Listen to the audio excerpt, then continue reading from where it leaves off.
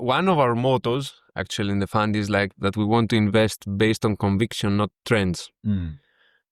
This is because of two main reasons. The first thing, all the topics that are super trendy, they will most probably attract big money from the States or whatever. So we don't stand a chance accessing such kind of things, right?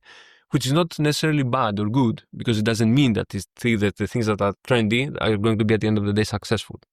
So for us, again, it was always, and it always has been super important to identify some hidden gems, some people that are a bit outliers, outsiders, and support them because we believe in something and we see from the very, very beginning on something tangible. And of course, there are things that we strongly believe in. For example, health tech, with a particular focus on medical devices because of our engineering background, is something that we're very, very interested in. And we think that the whole prevention space, there are so many things that could be done in this space.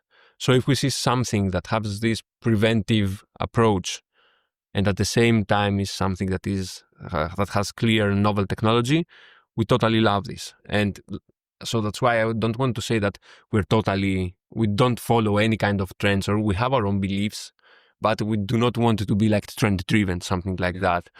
And we see this right now with AI, right? So I think that Gen AI might be practically the new marketplace. So a model that everybody can associate itself with such kind of model, because definitely it has much value to bring. But the question for me again is, considering like our approach and thesis, this is not really defensible. So at the end of the day, again, when we find such kind of trends, it's always important to be pragmatic. There's also going to be saturation, right? I mean, if it's a trend, probably a lot of people are going to try to do the same thing too. I can tell you also a typical example for my previous work at Volkswagen. I was in the strategy department of Volkswagen, and one of the key enabling technology of the future was 3D printing. So at some point, in all the mouths of all the top managers, etc., was like 3D printing will revolutionize the entire production, etc. It's going to solve global hunger, climate change.